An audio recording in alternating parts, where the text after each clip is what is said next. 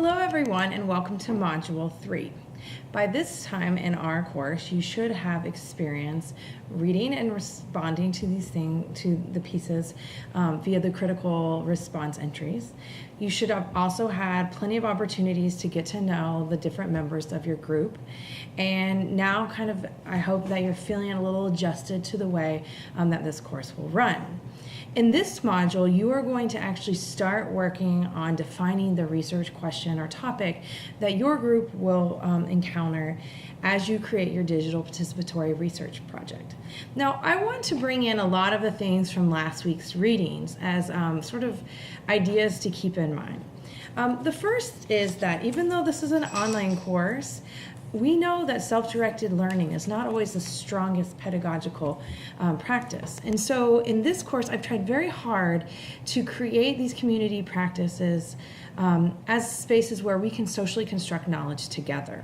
And that's very crucial for the entire participatory research process. That's why there's a council, and in the past readings, they talked about what it took to broker that council or to foster those relationships. And so some of that, you all will have to engage in that effort too as you start forming relationships with the people in your particular group. I also want you to remember, as our author suggested, it's very important to show up and speak your truth in these processes. So make sure that you are responding to your peers' responses. I know that the deadline is always Monday, but make sure that you are communicating with your colleagues when you are turning things in.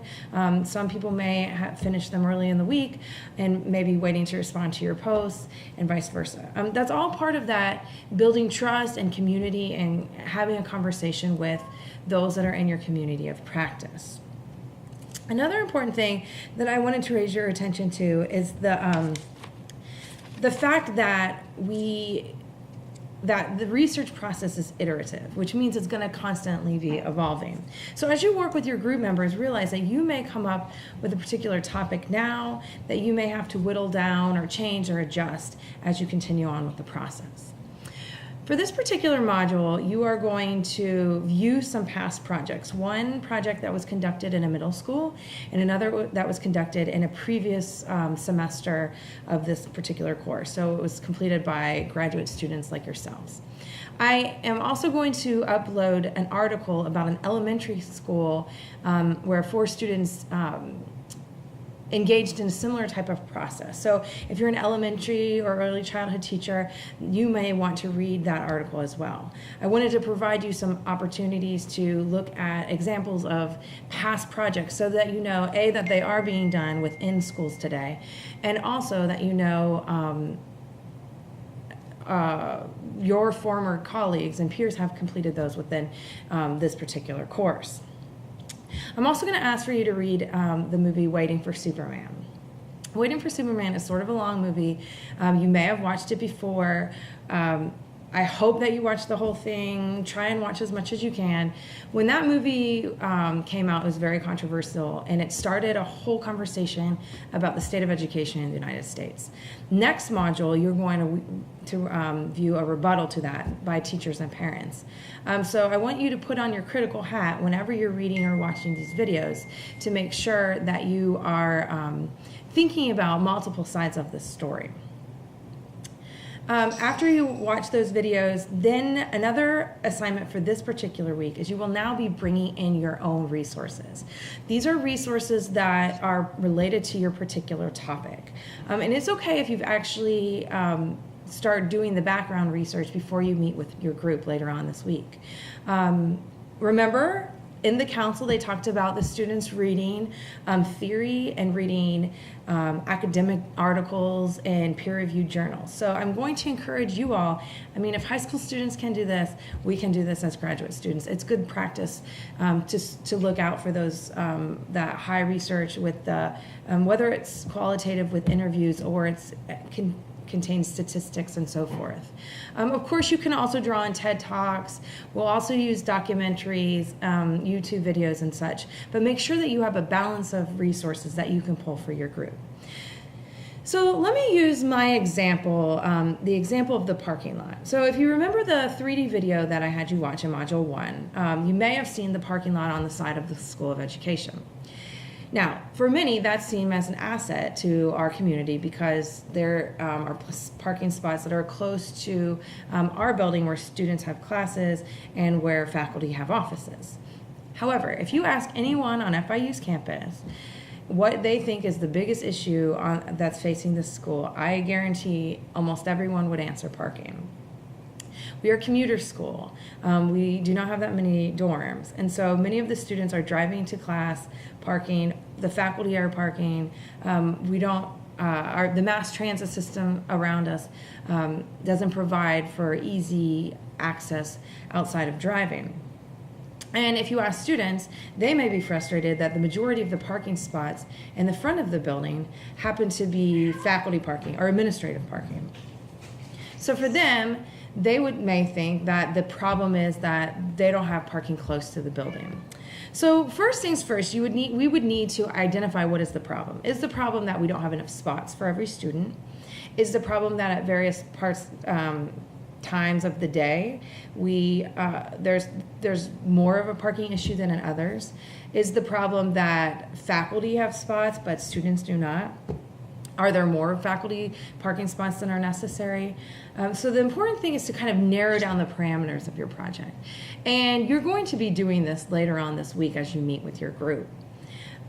So if I was to engage in this problem, I would have to go out and find resources that give me information about parking. I can interview people, I could map out the parking lots, create field notes, but then I'd also want to get some sort of background information, reading journals and so forth.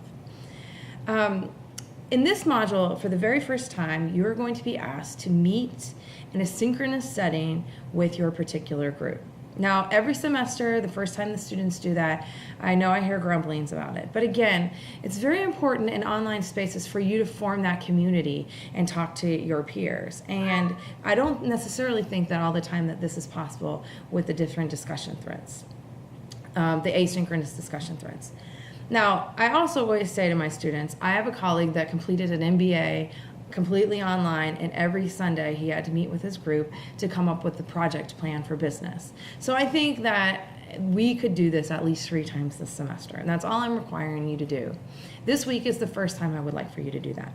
Now, I highly encourage you all to use Adobe Connect, and there's a few reasons why. First of all, in order to get credit for meeting as the group, you need to provide a link for the recording for me, as well as a list of key things that your group talked about. Now, I want this to be a space where your group can problem solve, talk about the issue, think about things that that you guys may want to research, design, and communicate to others through your final project. And so you can also, you'll turn in a list of the things you guys talked about. Please talk about the readings when you have these conversations. And then you're also going to provide a list of questions that you may have. And this provides an opportunity for myself or Professor Pombo to go into that video, clear up communication issues, listen to what you guys are talking about so that we can help you better plan for your final project. I also suggest Adobe Connect because, first of all, you guys are paying for it, and also because since you're paying for it, we have IT people at FIU that you can call, and they can actually help you with this. There's modules online, and there's also an opportunity that if something ever happened and you thought you didn't get the recording, or you lost the recording, our IT people can go into Adobe Connect and get this for you. Now, the IT people have created an Adobe Connect classroom for each of your group sessions. So I encourage you to use that technology. However, if you feel more comfortable using like a Google Chat or Adobe Connect, Skype, that's fine. Just realize that all group members need to be included and that you need to record it somehow. So sometimes people will record it on their phone or iPad as the rest of the group is Skyping. So that's the newest addition to our module is this online interactive space where you will be talking about your project. And now all of the assignment sheets should be uploaded onto Blackboard, so please feel free to look at that in preparation for meeting with your peers. I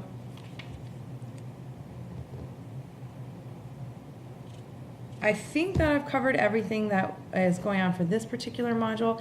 As always, let me know if you have any questions or concerns. I'm really looking forward to hearing you guys start to talk, and I hope that these initial planning stages help you begin to feel what it's like to engage in the participatory action research process. Thank you, and have a fabulous week.